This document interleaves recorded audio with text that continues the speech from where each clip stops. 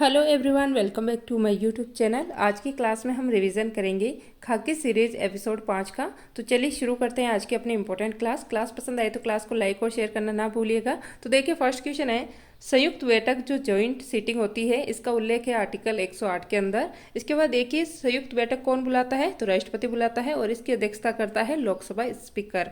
फिर देखिए जो धन विधेयक और संविधान संशोधन विधेयक है इस पर जॉइंट सीटिंग नहीं होती है और अब तक जो है 3 बार जो है संयुक्त बैठक हुई है। नेक्स्ट है कृषि, पशुपालन और गो निषेध, इस पे रोक लगाई गई है आर्टिकल 48 के तहत। और फिर देखिए 42वें संविधान संशोधन द्वारा 1976 के अंदर आर्टिकल 48A जोड़ा गया जो कि पर्यावरण सुरक्षा से संबंधित है।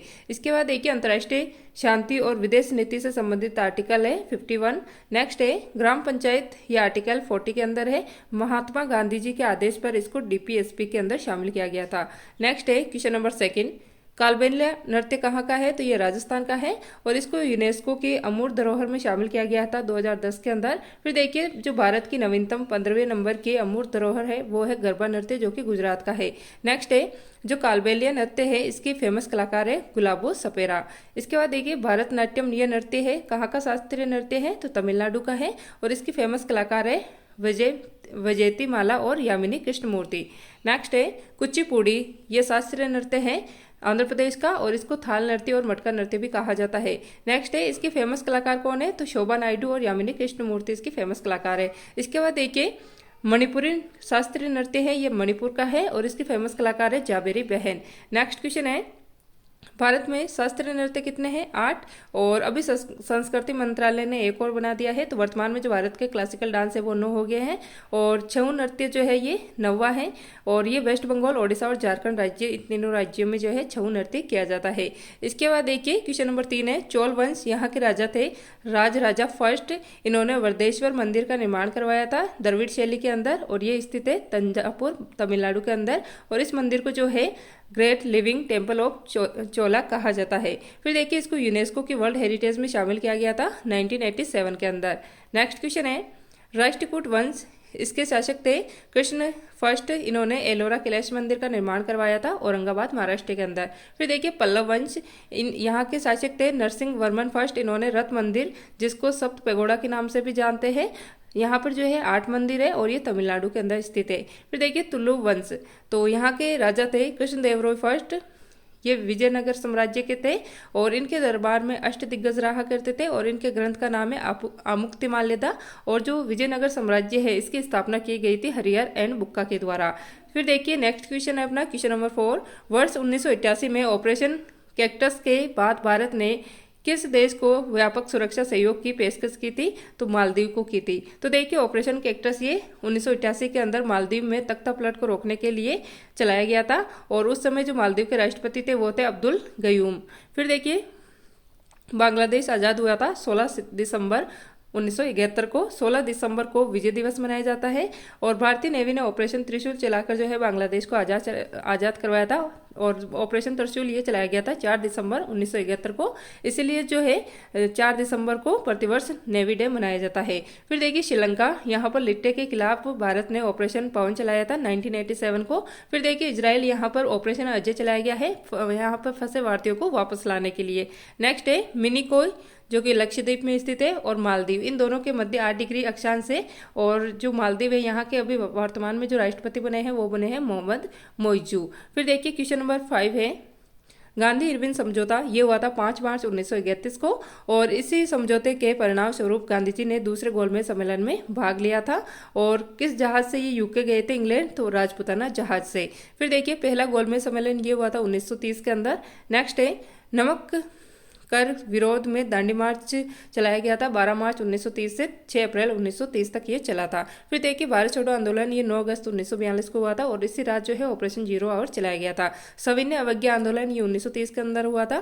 थर्ड गोलमेज सम्मेलन ये 1932 के अंदर हुआ था। तीनों गोलमेज सम्मेलन में भाग लेने वाले कौन थे, तो ये थे डॉक्टर भीमराव अम्बेडकर। फिर देखिए भगत सिंह, राजगुरु और सुखदेव, इनको फांसी दी गई थी 23 मार्च 1931 के अंदर और इसी के तहत जो है महात्मा गांधी जी का विरोध किया गया था। फिर देखिए क्वेश्चन नंबर 6 है पश्चिमी घाट, यहाँ पर कौन कौन से बंदरगाह है, तो कांडला पोर्ट जो कि गुजरात के अंदर है, इसका नया नाम है दीनदयाल पोर्ट और ये विकल्प कराची का पोर्ट है, ये किसका विकल्प है? तो कराची पोर्ट का विकल्प है।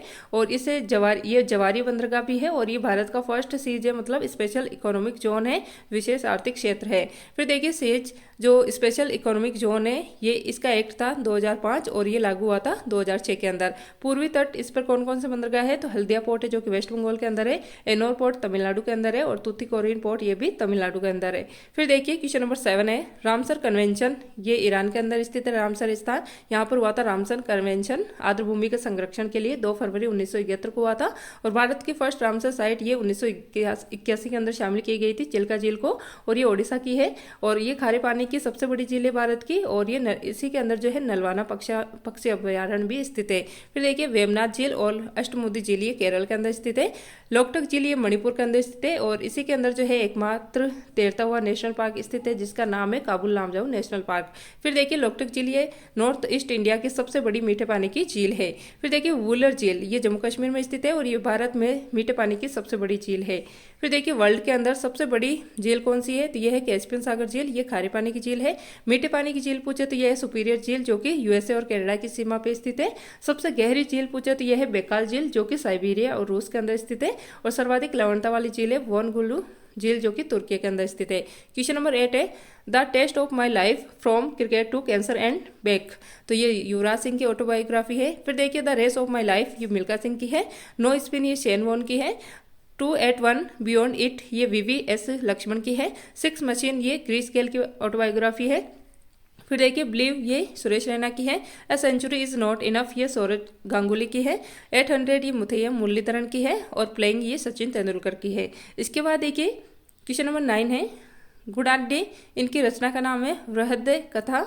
और विशाख दत्त इनकी रचना का नाम है मुद्रा राक्षस। शूद्रक की है मर्चकटिकम, कालिदास द्वारा रचित ग्रंथ है मेघदूतम, ऋतु संगार, रघुवंशम, अभिज्ञान शकुंतलम और मालविका अग्निमित्रम। फिर देखिए क्वेश्चन नंबर 10 है संतोष ट्रॉफी और डूरंड कप ये फुटबॉल के कप है। दिलीप विजय हजारे, देवधर, CK नायडू, रणजी और एशेज कप ये सारे क्रिकेट के कप है। इसके बाद देखिए थॉमस और उबेर कप ये बैडमिंटन के कप है। इसके बाद देखिए क्षमादान की शक्ति राष्ट्रपति को आर्टिकल 72 के तहत है, ये मृत्युदंड को माफ कर सकते हैं और मार्शल लॉ को भी माफ कर सकते हैं। फिर देखिए राज्यपाल ये आर्टिकल 161 के तहत इनको समाधान की शक्ति है और ये मृत्युदंड और मार्शल लॉ को जो है माफ नहीं कर सकते हैं। फिर देखिए महान्यायवादी ये आर्टिकल 76 के अंदर है। भारत के फर्स्ट महान्यायवादी थे MC सीतलवाड़ और वर्तमान में R वेंकटरमणि। फिर देखिए भारत के मुख्य न्यायाधीश है इस बार अभी वर्तमान में 50वें नंबर के DY चंद्रचूड़। नेक्स्ट क्वेश्चन है अध्यादेश जो ऑर्डिनेंस है ये राष्ट्रपति आर्टिकल 123 के तहत जारी करता है और राज्यपाल 213 के तहत। इसके बाद देखिए राष्ट्रपति इसके इलेक्शन जो है आर्टिकल 54 के तहत होता है और मतलब आर्टिकल 54 के अंदर इनके आर्टिकल जो इलेक्शन है इसका उल्लेख किया गया है। इनके इलेक्शन में जो है इलेक्टेड MP और इलेक्टेड MLA शामिल होते हैं, मनोनीत इसके अंदर शामिल नहीं किए जाते हैं। और इनकी निर्वाचन जो विधि है ये आर्टिकल 55 के अंदर है। PR विद STV मतलब एकल संक्रमणीय मत पद्धति।